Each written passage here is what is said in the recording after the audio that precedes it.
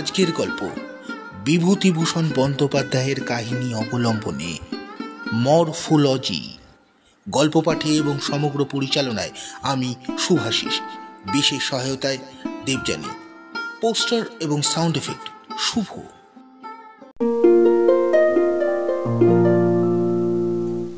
নির্মলার সঙ্গে মেডিকেল কলেজে যেদিন ঢুকি সেদিনই প্রথম দেখা। আমি আইএসসি পাস করে মেডিকেল কলেজে ঢুকেছি, বয়স 19। চোখে প্রথম যৌবনের রঙিন নেশা টেশা একবারেই ছিল না বললে ভুল বলা হবে।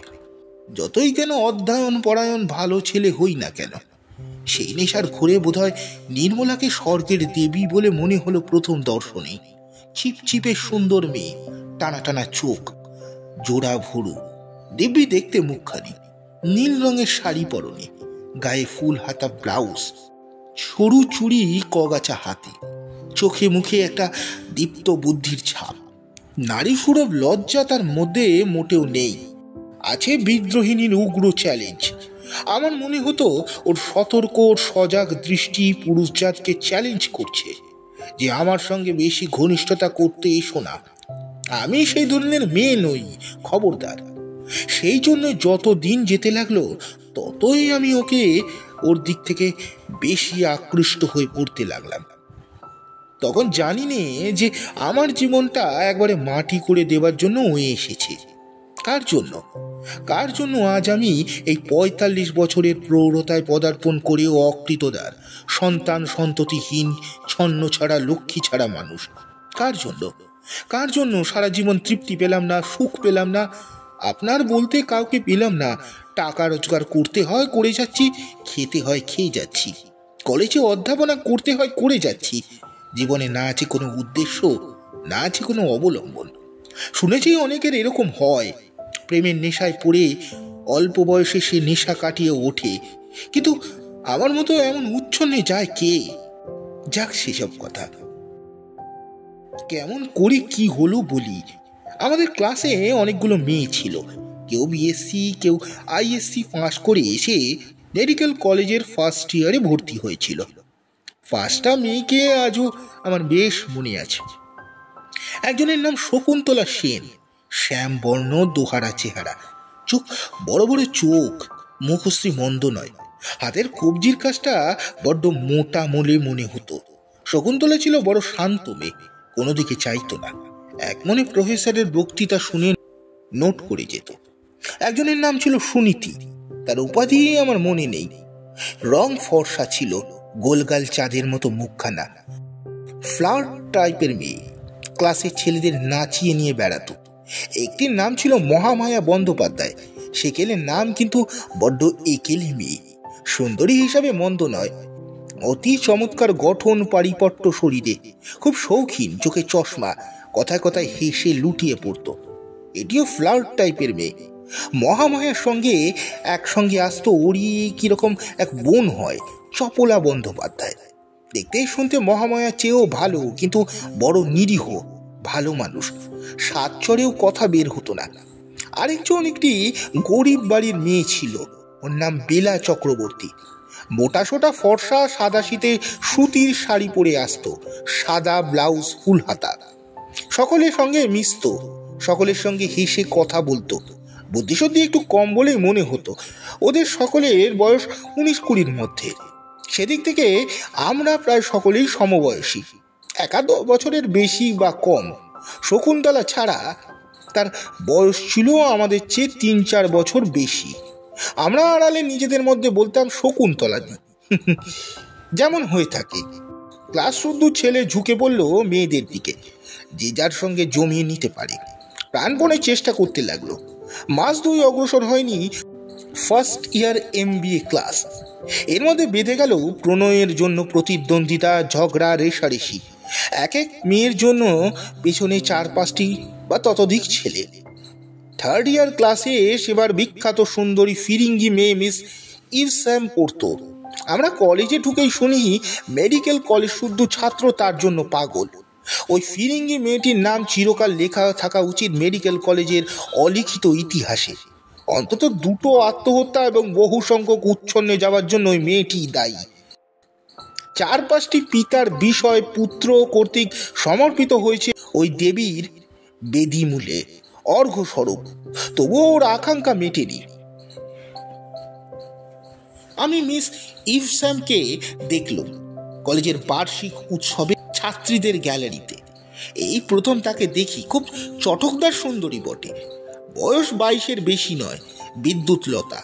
তবে আমি দূর থেকে দেখেছি এইসব, এই পর্যন্ত। আরও অনেকবার দেখেছি লম্বা করিডোরের পাশ দিয়ে কাটিয়ে চলে যেতে, কিন্তু ফার্স্ট ইয়ারের ছেলেদের সঙ্গে কথা কইবার বা নট করবার মতো সহৃদয়তা মিস ইভস্যামের ছিল না। ফার্স্ট বা সেকেন্ড ইয়ারের কোনো ছেলেকেই সে পুষত না। কেনই বা বুঝবে? তার স্তাবক বর্গের মধ্যে পাশ করা হাউস সার্জেন্টরাও ছিল, উঁচু ক্লাসের ধনী ছাত্র ছিল, শোনা যায় দু একজন অধ্যাপকও ছিলেন। আমি ছিলাম লাজুক এবং গম্ভীর প্রকৃতির, আইএসসিতে স্কলার পাওয়া ছাত্র। লেখাপড়া ছাড়া আর কিছু বুঝতামও না। মেয়েদের সসংকোচে পাশ কাটিয়ে যেতে চিরদিন অভ্যস্ত। লজ্জায় চোখ তুলে অপরিচিতা মেয়েদের দিকে চাওয়া ছিল আমার পক্ষে সুকঠিন ব্যাপার। আজকালকার দিনের কথা নয়, কথা হচ্ছে আজ থেকে 26 বছর আগে। তখনকার মেয়েরা বেথুন কলেজ ছাড়া অন্য কোনো কলেজে পড়তো না, আর পড়তো মেডিকেল কলেজে। মেয়েরা তখন অনেক ছাত্রের কাছেই অন্য জাতির জীব বা দেবী টেবি বলে গণ্য হতো। মেডিকেল কলেজে ঢুকে প্রথম সহপাঠিনী রূপে ওদের পেয়ে ছাত্রদল যদি ঝুঁকেই পড়ে ওদের দিকে, ওদের নিয়ে যদি বাঁধিয়ে দেয় হুড়োহুড়ি, তবে আশ্চর্যের কথা এমন কি, এই আবহাওয়ার মধ্যে আমি ভালো ছেলে রূপে ফার্স্ট ইয়ারে 3-4 মাস দিলাম কাটিয়ে। এর মধ্যে নির্মলাকে নিয়ে ক্লাসে অনেক কিছু হয়ে গিয়েছে। ধনী ছাত্র শশধর মুহুরী নির্মলার সঙ্গে ঘনিষ্ঠতা করবার চেষ্টা করতে গিয়ে সেই চ্যালেঞ্জপূর্ণ উগ্র দৃষ্টির সামনে এতটুকু হয়ে গিয়েছে। আরও কয়েকটি ছাত্র চোখ রাঙানি খেয়েছে রীতিমতো। অথচ ওরাই মহামায়া বা সুনীতিকে নিয়ে মোটর বিহার করত, কলেজ রেস্টুরেন্টে নিয়ে গিয়ে একসঙ্গে খেত, গেটের কাছে দাঁড়িয়ে সঙ্গে ট্রামে উঠত। আমার কি ছিল? ক্লাসে এসে নির্মলার দিকে চেয়ে থাকতাম, যখনই সুবিধা হতো চেয়ে দেখার। ভয় হতো, বুক ঢিপ ঢিপ করতো, পাছে নির্মলা কিছু মনে করে। একদিন আমি ওর দিকে চেয়ে আছি, ওর সঙ্গে চোখাচোখি হয়ে গেল। সে এক অপ্রত্যাশিত ধরনের আশ্চর্য ব্যাপার। আমি ওর দিকে চাইতে গিয়ে ও দেখি ও আমার দিকে চেয়ে আছে, আমার আগের থেকে ও আমার দিকে চেয়ে আছে। আমার সারা শরীর দিয়ে যেন একটা বিদ্যুৎ খেলে গেল। কেন নির্মলা আমার দিকে চেয়ে আছে? কেন? আমাকে কি ওর ভালো লাগে? নইলে কেন আমার দিকে চাইলেও? আমার চেহারা বলতো সকলেই ভালো, চিরকাল শুনে এসছি এই কথা আত্মীয় অনাত্মীয় সকলের মুখ থেকে। আয়নায় নিজের চেহারা দেখে খারাপ বলে মনেও হয়নি কোনোদিন। দেখে ভালো বলে বিয়ের সম্বন্ধ দু একটি আসতেও আরম্ভ করেছিল বড় ঘর থেকে। আমাদের অবস্থাটাও ভালো, কলকাতায় 3-4খানা বাড়ি ভাড়া মাসিক আয় হতো, মন্দ নয়। আমি তখন স্কলারশিপ পাওয়া ছেলে, পড়াশোনায় নাম করা ভালো ছেলে, বিয়ের সম্বন্ধ আসবার অপরাধ কি? একদিনের কথা আমার মনে আছে, শ্রাবণ মাসের দিন, কেমিস্ট্রি ক্লাস থেকে বেরিয়ে মাঠে নামছি। উদ্দেশ্য কলেজ রেস্টুরেন্টে গিয়ে এক পেয়ালা চা খেয়ে নেব। এমন সময় হঠাৎ আমার পিছনে কে মৃদুস্বরে ডাকলে, শুনুন। আমি চমকে গিয়ে পেছনে চাইলুম। নির্মলা আমায় ডাকছে। আমি এদিক ওদিক চেয়ে দেখলাম, না, আর কেউ কোনো দিকে নেই তো, আমাকেই ডাকছে বটে। আমি বিস্ময়ের সুরে বললাম, আমাকে ডাকছেন? নির্মলা বোধহয় আমায় আনাড়ি বা আড়ষ্ট ভাব দেখে হাসতে যাচ্ছিল। হাসির রেখা ওর মুখে ফুটে উঠিয়ে মিলিয়ে গেল। বললে, হ্যাঁ, আপনাকে ডাকছি। ও, বলুন। আপনি প্রফেসর গুপ্তের নোট টুকেছেন? হ্যাঁ, টুকেছি। খাতাগুলো কাইন্ডলি দেবেন, একদিনের জন্য, কালই ফেরত দেব। নিশ্চয়ই। এই নিন, আপনি যে কদিন ইচ্ছা রাখতে পারেন। না, আমি কালই ফেরত দেব, থ্যাঙ্কস। আমি যে সময় ওর হাতে খাতা দিচ্ছি, ঠিক সেই সময় আমাদের ক্লাসের বিশ্ব বকাটে ছোকরা সোমেশ্বর গুহ ঠাকুরতা অদূরে আবির্ভূত হলো। কোথা থেকে কে জানে। পায়ের শব্দে নির্মলা খাতা নিতে নিতে যেন চমকে উঠে পেছনে ফিরে তাকালো। পরক্ষণে খাতা নিয়ে আর কোনো কথা না বলে হন হন করে চলে গেল। সোমেশ্বর আমার কাছে এসে দাঁত বের করে হেসে বললে, কি বাবা ভালো ছেলে, ডুবে ডুবে জল খাওয়া। আমার রাগও হলো, লজ্জাও হলো। সোমেশ্বরের সঙ্গে আমার এমন কিছু ঘনিষ্ঠতাও নেই। অত ঘন ঘন সিগারেট খাওয়া দেখে আমি ওর সঙ্গে ঘনিষ্ঠভাবে আলাপ করা ঘৃণা বলে মনে করতাম। ওরা ভালো ছেলে বলে আমায় ঘৃণা করত। সব কলেজেরই বখাটে ছেলেরা ভালো ছেলেদের ঘৃণা করে থাকে। আমি বললাম, কি মানে ধরে ফেলেছি, নির্মলা সরকারের সঙ্গে জমালে কবে তলায় তলায়। বাবা হাতে হাতে ধরে ফেলেছি আজ। কি বলছেন বাজে কথা? উনি আমার কাছে আজ কেমিস্ট্রির নোট চেয়ে নিলেন। আজি মানে আজি, হ্যাঁ সোমেশ্বর শর্মা যেদিন দেখে ফেলেছে সেই দিনই। সত্যি বলছি। বেশ বাবা বেশ, তবে বলে দিচ্ছি বেশি ওদিকে নজর দিও না। হরিপ্রসাদকে চেনো তো? হরিপ্রসাদ দুয়েল লড়বে তোমার সঙ্গে। সে বড় লোকের ছেলে, নির্মলার জন্য সে নিজের জমিদারি বিলিয়ে দেবে বলেছে। পয়সা খরচ করতে সে কিছু ঘটবে না। বাপের জমিদারি আমারও আছে, জেনে রাখবেন। কথা শেষ করে আমি রেস্টুরেন্টের দিকে চলে গেলাম। ওদের মতো ছেলেদের সঙ্গে দাঁড়িয়ে কথা কাটাকাটি করতে আমার ঘৃণা বোধ হয়। কলেজ থেকে বের হয়ে একটা নির্জন স্থান খুঁজতে খুঁজতে চলে গেলাম গড়ের মাঠে। চিনেবাদাম চিবোতে চিবোতে কতক্ষণ ভাবলাম আজকের কথাটা। নির্মলা সরকার কি ধরনের মেয়ে আমি জানি। সে দেবী, সে আমার চোখে অতি পবিত্র। তার নামে কেউ কিছু বললে আমার সহ্য হয় না। এত মেয়ে তো আছে কলেজে, কিন্তু ওকে আমার এত ভালো লাগে কেন? ওর জবাব নেই। সেই নির্মলা আজ আমার সঙ্গে কথা বলেছে, নিজের থেকে নোট চেয়ে নিয়ে গেল। কেন আমারই নোট নিয়ে গেল? কলেজে তো কত ছেলেই রয়েছে। ভালো ছেলে বলে যদি নিয়ে থাকে, মধুপ্রসাদ বা মাধব প্রসাদ বলে একটা জৈন ছাত্র নাকি আমার চেয়েও ভালো। অবশ্য এটা শুনেছি আমি তাদের কাছে, যারা ক্লাসে আমাকে হেয় প্রতিপন্ন করতে পারলে খুশি হয়। যাই হোক, সে রয়েছে তো। আজ কি সুন্দর দিনটি আমার। কার মুখ দেখে না জানি আমি উঠেছিলাম। পরদিন রোববার নেশার ঘরে সারাটা দিন কেটে গেল। আমার মনে সে এই ভাবনা, নির্মলা আমার সঙ্গে ডেকে কথা বলেছে। ওর সঙ্গে আমার আর দেখা হবে না। চলে যাব বহুদূর বিদেশে। অনেকদিন পরে ফিরে আসবো, ওকে দেখিয়ে দেব আমি কত বড় ত্যাগী।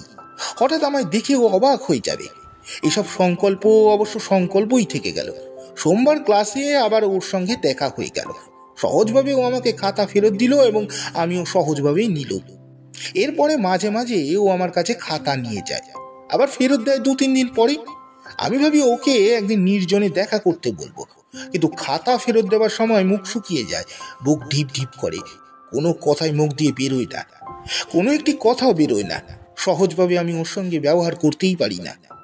সহজভাবে চলতে চেষ্টা করি, বাইরে দেখায় সম্পূর্ণ সহজভাবে চলছে, কিন্তু ভেতরে ভেতরে ভয়ানক আড়ষ্ট, মুখ চোরা হয়ে যায়, জিভ শুকিয়ে আসে।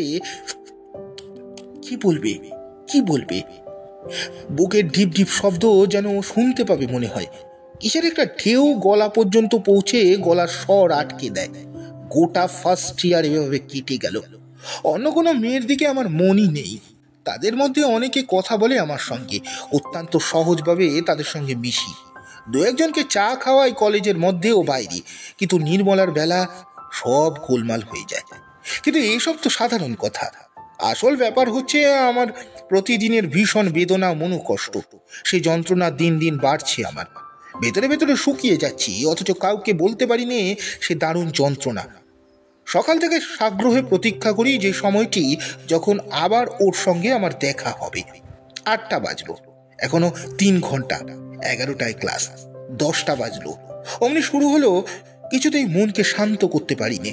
প্রতিদিনই ভাবি আজ কলেজে গিয়ে ওর সঙ্গে সব কথা খুলে বলবো, কিংবা আশা করি ও আজ হয়তো আমাকে কিছু বলবে। চলুন চলুন, আপনি আর আমি বেরিয়ে আসি। কিছুই ঘটে না কোনোদিন। কি সব যন্ত্রণার দিন আমার গিয়েছে, এখনো মনে করলে আমার হৃদকম্প হয়। ভগবানের কাছে বলি অমন অবস্থা যেন অতি বড় শত্রু না হয়। পুরো 1.5 বছর সহ্য করলাম এই যন্ত্রণা। সেকেন্ড ইয়ারে উঠে ঠিক করলাম মেডিকেল কলেজ ছেড়ে দেব। এরকম যন্ত্রণা আর বেশি দিন সহ্য করতে পারবো না। অসহ্য হয়ে উঠেছে আমার পক্ষে, সত্যই অসহ্য হয়ে উঠেছে। বাড়িতে বলে সব রাজি করালাম। বললাম ডাক্তারি পড়ায় মন নেই আমার, এবার মরা কাটা শুরু হবে। মরা কাটা আমার দ্বারা হবে না, ছেড়ে দেবো মেডিকেল কলেজ, বিএসসি করব। এই সময় একদিন ঘটনাটা ঘটলো। একদিন আমার একটা নোট বই 4-5 দিন হলো নির্মলার কাছে ছিল। হঠাৎ ভাবলাম এই হোস্টেলে গিয়ে খাতাখানা নিয়ে আসবো। খুব দুঃসাহসিক সংকল্প। মেডিকেল কলেজের কম্পাউন্ডের মধ্যে মেয়েদের হোস্টেল। বেলা 4:30। কিছুক্ষণ আগে অ্যানাটমির ক্লাস শেষ হয়েছে। দেওয়ান বাহাদুর হীরালাল বাবুর নাম করা ক্লাস। টু শব্দটি করবার জো ছিল না কোনো ছাত্র বা ছাত্রীর। ফিরিঙ্গি ছাত্রগুলো পর্যন্ত চুপ করে থাকতো। গার্লস হোস্টেলের দরজায় যেতেই দরওয়ান বলল, কাকে খুঁজছেন বাবু? আমি বললাম, মিস নির্মলা সরকার, সেকেন্ড ইয়ার। नाम तो लिख दीजिए बाबू इस स्लिप में, मेट्रन को पास ले जाना होगा। দারোয়ান স্লিপ নিয়ে চলে গেল মেট্রনের কাছে। আমার বুকের মধ্যে ততক্ষণে বিরাট তোলপাড় শুরু হয়ে গিয়েছে। মুখ শুকোতে শুরু করেছে। মনকে বোঝালাম কেন কেন আমি তো ছেড়েই যাচ্ছি কলেজ। নির্মলার জন্য তো আসিনি, আমি এসেছি আমার নোট বই নিতে। নির্মলার সঙ্গে আমার কি সম্পর্ক? বাড়ি, আমার নোট বই আমি চেয়ে নেব না, এতে আর কি হয়েছে? নির্মলা কিছু মনে করার করুক। একটু পরে দরওয়ান দেখি ফিরে আসছে। আমার বুকের মধ্যে যেন গর্ত হয়ে খানিকটা বসে গিয়ে একটা ভ্যাকুয়ামের সৃষ্টি হলো হঠাৎ। দরওয়ান কি বলবে? নির্মলা বিরক্ত হয়ে হয়তো বলে পাঠিয়েছে এখানে কেন, কাল ক্লাসে দেখা করবে। ভারী বিরক্ত হয়েছে আমার ওপর। আমার নোট বইয়ে আমার দরকার থাকতে পারে না? জরুরি দরকার থাকতে পারে না? তুমি এনেছিলে কেন আমার নোট বই? বেশ তো। দারোয়ান এসে বললে, আইয়ে বাবু, ভিজিটার্স রুম মে बैठिए। ভিজিটার্স রুমে বসতে বলেছে। তাহলে নির্মলা চটেনি? না, সে কেন চটবে? চটবার কি আছে এর মধ্যে? ভিজিটার্স রুমে বসে একটু একটু পরেই একখানা ফিকে নীল রঙের শাড়ি পরে স্যান্ডেল পায়ে নিয়ে নির্মলা হাসি মুখে ঘরে ঢুকলো। পিঠের চুল খুলে এলিয়ে দেওয়া। ক্লাস থেকে ফিরে স্নান করেছে। ও ঘরে ঢুকে বললে, কি ব্যাপার, আপনি এখানে হঠাৎ? আমার মনের অবদমিত আবেগ যেন উত্তাল হয়ে উঠল বুকের মধ্যে। এখানে তো কেউ নেই। নির্মলা সরকার আমার সামনে, শুধু দুজন এই ঘরের মধ্যে, কেউ কোথাও নেই। বলে ফেলি, এমন সুযোগ আর জীবনে কোনোদিনও আসবে না। 1.5 বছরের মধ্যে মহাপ্রতীক্ষিত এই পরম শুভ মুহূর্তটি যেন সমাগত এই মেয়েদের হোস্টেলের নির্জন ভিজিটার্স রুমে। ছিল না এই সুযোগ। যা হয় হবে, হয় এসপার নয় ওসপার। আমি ওর চোখের দিকে চাইলাম। নির্মলাও আমার চোখের দিকে দেখি চেয়ে আছে।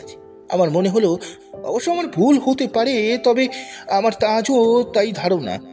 ওর চোখে সেদিন প্রতীক্ষার দৃষ্টি দেখেছিলাম। অতি অল্পক্ষণের জন্য এ কথা আমার মনে হয়েছিল। তারপরে ওর দিকে চেয়ে বললাম, নোট বইখানা নিতে এসছি। ও, কাল একবার ভেবেছিলাম আসবো। নির্মলা যেন প্রতীক্ষা ও আহ্বানের দৃষ্টিতে আমার দিকে চাইলে। দেবীর মতো রূপ, কি উজ্জ্বল চোখ মুখ, ঢেউ খেলানো কালো মেঘের মতো একরাশ চুল, অপূর্ব রূপ ফুটেছে ওর। আমি চেয়ে চোখ নামিয়ে নিলাম। কেন চোখ নামিয়ে নিলাম? আজ আমার মনে হয় আমি ভুল করেছিলাম। মেয়েদের রূপ পুরুষের পুজোর জন্য নয়, তাকে আকৃষ্ট করার জন্য। নির্মলা আশা করে সেই দিন এসছিল। আমি ওর আশা ভঙ্গ করেছিলাম সেদিন নিজের ভীরুতার জন্য। ও বললে, তবে এলেন না কেন? আসতে পারিনি শেষ পর্যন্ত, কাজ ছিল। আজ এক আশ্চর্য কথাও বললে। সে কথা ও আমাকে বলবে এমন আশা করিনি, তবুও বলি। এ কথার গুরুত্ব আমি ততদিন বুঝিনি, পরে বুঝেছিলাম। ও বললে, কাজ থাকলে বুঝি আমার কাছে আসা যায় না, না? আমি শুধু বোকার মতো হাসলাম। নির্মলা আবার বললে, বলুন না। না না না, তাই দেরি হয়ে গেল কি না? আমার উত্তরে বিশেষ কোনো মানে হয় না, অসংবদ্ধ পড়লাম। কিসের দেরি হয়ে গেল? না, দেরি হয়নি, এমনি বলছি। আপনি তো অদ্ভুত লোক। কেন? কেন? আপনাকে কি করে বোঝাবো? নিজে বুঝতে পারেন না? বসুন, আমি খাতাখানা আনি। আমি তো বুঝতে পারলুম না কিসে আমি অদ্ভুত লোক হলাম। নির্মলার এই কথার মানেটা কি? একটু পরে ও ফিরে এলো। এসে একটা অদ্ভুত কাণ্ড করলে। খাতাখানা আমার হাতে দিয়ে হঠাৎ ঈষৎ নিচু হয়ে যেন আমার দিকে ঝুঁকে এগিয়ে গিয়ে আমার মুখের ওপর দৃষ্টিপাত করে মুখ সরিয়ে নিলে। আর মুখ ফিরিয়ে নিয়ে সরে গেল, আর খিলখিল করে হেসে উঠল। আমার মাথা ঘুরে উঠল। গভীর ও সংযত মেয়ে নির্মলা ক্লাসের মধ্যে, তার একই লীলা, আমি খাতা হাতে উঠে পড়লুম। তবে আজ আসি। নির্মলা মুখে হাসি মিলিয়ে গেল, বললে, বসুন না। যাই, এ বেলা হয়ে গিয়েছে, কাজ আছে বাড়িতে। চললেন তাহলে? ডিসেকশন রুমে দেখা হবে তো কাল? হ্যাঁ, যাই। কাল ডিসেকশন রুমে আসবেন তো? ঠিক আসবো। নির্মলা ফটক পর্যন্ত এগিয়ে এলো। বাইরে এসে বাড়ি যাবার পথে কতবার ভাবলাম নির্মলার এই অদ্ভুত আচরণের অর্থ কি।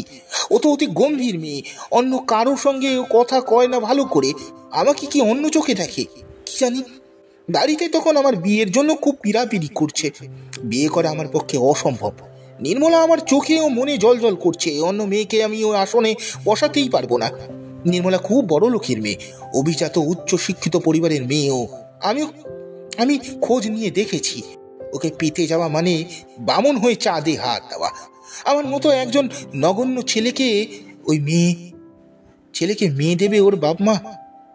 একদিন কলেজ ছেড়ে দিলাম। কলেজে তিলে তিলে দগ্ধ হতে আমি পারবো না। মেডিকেল কলেজে মরা কাটা আমার দ্বারা হবে না। বিএসসি করলুম, প্রথম শ্রেণীতে অনার্স পেলুম। এমএসসিতে দ্বিতীয় শ্রেণী বটে, কিন্তু সেবার আমার বিষয় প্রথম শ্রেণীতে কেউ ছিল না। কলকাতায় একটা কলেজে অধ্যাপকের চাকরিও জুটে গেল সহজে। ডেপুটি ম্যাজিস্ট্রেট হওয়া কঠিন হতো না, কিন্তু আমি নির্ঝঞ্ঝাটে কাটাতে চাই জীবন। পয়সার অভাব নেই আমার ভগবানের ইচ্ছায়। কার জন্যই বা অত খাটতে যাব? না বিয়ে থাওয়া, না ছেলে পুলে, বেশ আছি। নির্মলার কথা আমি ভুলিনি, তার জন্য বিয়ে করতে পারলুম না। এই যে কি টান, কি মোহ, কি করে বলবো। মন থেকে কিছুতেই তাড়াতে পারলাম কই। নির্মলার বিয়ে হয়েছিল একজন বিলেত ফেরত ডাক্তারের সঙ্গে। সে নিজে একজন লেডি ডাক্তার। একবার তার সঙ্গে দেখা হয়েছিল, কিভাবে তা বলি। লেডি ডাফরিন হাসপাতালে নির্মলা তখন কাজ করে, আমি জানতাম। রোড কলেজ থেকে বেরিয়ে লেডি ডাফরিন হাসপাতালের কাছে এসে মুখ উঁচু করে দাঁড়াই। সম্পূর্ণ অকারণে কেন দাঁড়াই নিজেই জানি নে। কলেজের ছুটির পর দুপাখানার গতি হয় লেডি ডাফরিন হাসপাতালের দিকে। আপনিই হয়। যে সময়ের কথা বলছি তখনও নির্মলার বিবাহ হয়নি। একদিন ওই রকম অভ্যাস মতো এসে দাঁড়িয়েছি স্কটস লেনে, হাসপাতালের ঠিক নিচে। এমন সময় এলো বর্ষা। সেটা ছিল আশ্বিন মাস। আমার কাছে ছাতা নেই, ছাতা পাওয়া আমার অভ্যাস নেই। দাঁড়িয়ে দাঁড়িয়ে ভিজছি, সরে যেতে ইচ্ছা করছে না, ভিজেই যাচ্ছি। তবু কিসের আশায় চাতক পাখির মতো আকুল আগ্রহ নিয়ে মুখ করে দাঁড়িয়ে আছি, অসারে ভিজছি। বোধ হয় সাধনার কঠোরতায় সিদ্ধি আসে সর্বসিদ্ধিদাতা ভগবানের কাছ থেকে। তিনি দক্ষিণ পানি প্রসারিত করে অকপট সাধনার ফল হাতে নাতে দেন। তাই সব সাধনার এত নাম আমাদের দেশে। রীতিমতো রাতারাতি সিদ্ধি লাভ। সব সাধনা টপ সাধনা যাজ্ঞে আমার ফল এলো সম্পূর্ণ প্রত্যাশিতভাবে। এখনও তা ভেবে অবাক হয়ে যাই। হঠাৎ রাস্তার দিকে জানলা খুলে গেল হাসপাতালের দোতলার। একটি মেয়ে উঁকি মেরে রাস্তায় আমায় দাঁড়িয়ে থাকা অবস্থায় দেখলে। আমি চিনলাম সে নির্মলা কিন্তু আমাকে একবার দেখেই হাত দিয়ে এগিয়ে ইঙ্গিত করলেন জানলার থেকে সরে দাঁড়াতে। তখনই সরে গেল। আমি তো অবাক। আমার রক্ত তখন দ্রুত স্রোতে বুকের উপর ঠেলে উঠছে। আমি তাড়াতাড়ি এগিয়ে গেলাম। হাসপাতালের গেটের কাছে নির্মলা দাঁড়িয়ে আছে, হাতে একটা ছাতা। আমি এগিয়ে গেলাম। কতকাল পরে দেখা। ও হাত জোর করে বললে, নমস্কার, কোথায় আছেন, কি করছেন, কতদিন পরে দেখা। হ্যাঁ, তাই। কি করছেন আজকাল? কলেজে প্রফেসরি করি। ছুটির পরে ও পথে আসছিলাম, তাই বৃষ্টি এলো হাসপাতালের কাছে এই জায়গায়, তাই। এমএসসিতে তো ব্রিলিয়ান্ট রেজাল্ট করেছিলেন, বিলেত গেলেন না কেন? আপনি তো স্টেট স্কলারশিপ পেতেন। না, কি হবে গিয়ে। পরক্ষণে সংশোধন করে নিয়ে বললুম, বাবা শরীর খারাপ। আপনি এখানে কি করছেন? Resident house sergeant. আমি তো 8 বছরে পাশ করে বেরিয়েছি। নির্মলার দিকে চেয়ে দেখলাম ভালো করে। বালিকার চাঞ্চল্যের লেশ মাত্র তার মধ্যে নেই। এসেছে সুন্দরী পূর্ণ যৌবনের দীপ্ত গাম্ভীর্য। একটু যেন মোটা হয়ে পড়েছে, তবে আমারই চোখে পড়ল। অন্য কেউ হঠাৎ দেখলে ওকে মোটা বলতে পারে না। মধুস্রুতে পূর্ণিমার চন্দ্রের পূর্ণতা। নির্মলাও দেখি আমার দিকে চেয়ে আছি। নির্মলা কি বুঝতে পেরেছে আমি রোজ ওর হাসপাতালের পাশে দাঁড়িয়ে থাকি? আর কোনোদিন দেখেছে নাকি? আমি বললাম, ভালো আছেন? মন্দ নয়। আপনি মেডিকেল কলেজ ছাড়লেন কেন? ক্লাসের মধ্যে সবচেয়ে ভালো ছেলে তো ছিলেন। আমি ওর কথা উড়িয়ে দেওয়া সূচক হেসে বললাম, ও কিছু না, অত ভালো ছেলে ছিল। আপনিও তো খুব ভালো ছাত্রী ছিলেন। আপনার আমার মোড়া কাটাটা পছন্দ হলো না। ও তখন খপ করে একটা প্রশ্ন করে বসলে। এই প্রশ্নের জন্য আমি প্রস্তুত ছিলাম না। বড় ব্যথা দিলে প্রশ্নটা করে। বললে, বিয়ে করেছেন? না। আচ্ছা, নমস্কার। দাঁড়ান দাঁড়ান, ছাতাটা নিয়ে যান। ভিজছেন দেখে ছাতাটা নিয়ে এলাম। কাউকে দিয়ে পাঠিয়ে দেবেন। চলে এলাম ছাতা নিয়ে। নিজে যাইনি, ছাতা অন্যের হাত দিয়ে ফেরত পাঠিয়ে দিয়েছিলাম। এর পরের বছর কি সেই বছরই নির্মলার বিবাহের সংবাদ পাই। এরপরে নির্মলার সঙ্গে আমার দেখা হয়েছিল আর একটি বার। আমহার্স্ট স্ট্রিট বেয়ে হেঁটে যাচ্ছি, হঠাৎ একটা মোটর দাঁড়িয়ে গেল পাশে। নারী কণ্ঠে একে বললে, এই জি, নমস্কার। চেয়ে দেখি নির্মলা বেশ মোটা হয়েছে। আমার লজ্জা হলো হঠাৎ এইভাবে ওর সঙ্গে দেখা হওয়াতে, কারণ আমি মেদ বৃদ্ধির পথে কম অগ্রসর হয়নি। ওর চেয়ে দুজনের পাল্লাপাল্লিতে বোধহয় আমিই জিতব। কোথায় যাচ্ছেন? উঠে আসুন গাড়িতে, উঠুন। ও একাই ছিল গাড়িতে। না না, আর গাড়িতে উঠবো না, ধন্যবাদ। এই তো সুকিয়া স্ট্রিটে যাব। গাড়িতে আসুন না, নামিয়ে দেবো। সুকিয়া স্ট্রিটে কোথায় বলুন? না না, থ্যাঙ্কস। ওই তো পাশের গলি, মোড়ের মাথায়। কতটুকুই আর। নমস্কার। নমস্কার। নির্মলা আমার দিকে কেমন যেন এক প্রকার করুণা এবং সহানুভূতির দৃষ্টিতে চাইছিল। সেটা আমার অসহ্য হলো। আর দাঁড়াতে পারলাম না। নিজেকে মোটা হয়েছি বলে লজ্জা হলো ওর সামনে দাঁড়াতে। এরপর ওর সঙ্গে আর কোনোদিন দেখা হয়নি। সে আজ বহু বছরের কথা, 17-18 বছর আগের কথা। দিন যায় যত, নির্মলার কথাও তত ভুলি। ক্রমেই নির্মলার ছবি অস্পষ্ট হয়ে এসছে।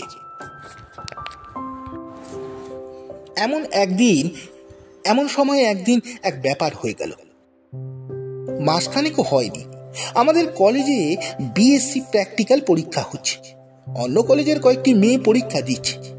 মেয়েদের পরীক্ষায় আমি তত্ত্বাবধান করছি ও পাহারা দিচ্ছি সেই রুমে। একটি মেয়েকে দেখে আমার মনটা ছ্যাঁক করে উঠল। আমি অবাক হয়ে ওর মুখের দিকে চেয়ে রইলুম। ওর মুখ আমার সুপরিচিত, মনে হলো অনেকদিন আগে ওকে চিনতাম। আমি ওর মুখের দিকে চেয়ে ভাবছি, ওকে কোথায় দেখেছিলাম প্রথম যৌবনের কোনো দিনে। হঠাৎ আমার চমক ভাঙল। কি মনে করবে, আমি প্রৌঢ় অধ্যাপক, ওরা অন্য কলেজের মেয়ে, আমায় চেনে না, কি ভাবতে পারে? মেয়েটির ব্যাপার দেখে বুঝলুম সে ফাপড়ে পড়েছে।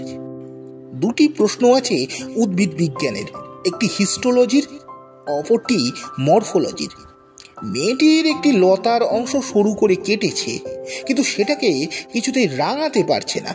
3-4বার চেষ্টা করলে ওর হাত কাঁপছে, চোখ টলমল করছে।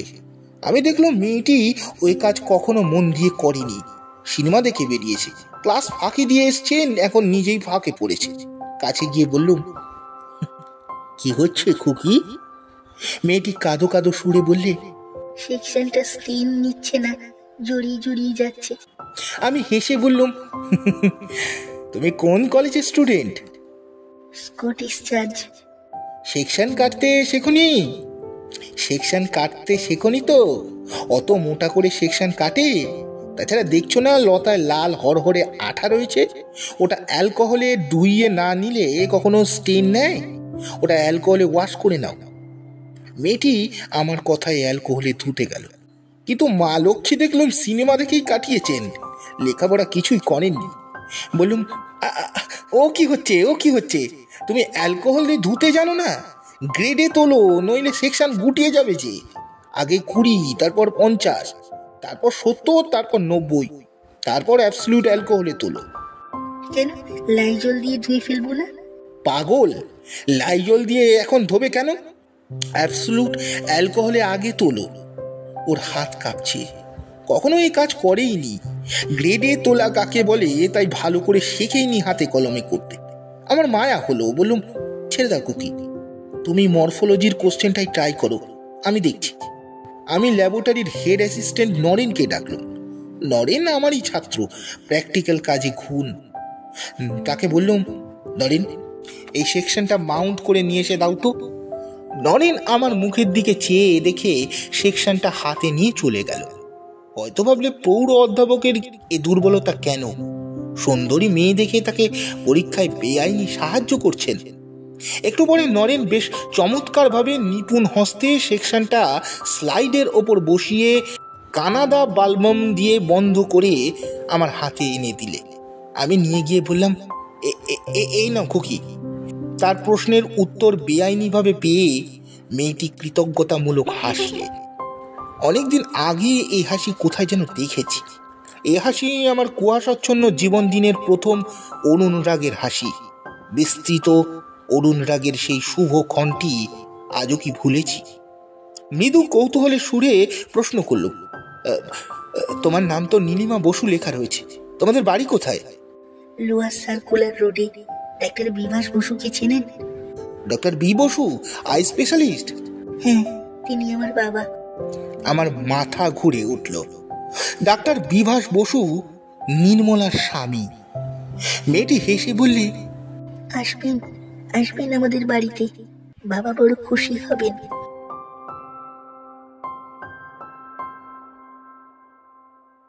সমাপ্ত। গল্পটি আপনাদের কেমন লাগলো অবশ্যই জানাবেন। গল্পটি ভালো লাগলে লাইক, কমেন্ট, সাবস্ক্রাইব ও শেয়ার করতে ভুলবেন না। নমস্কার।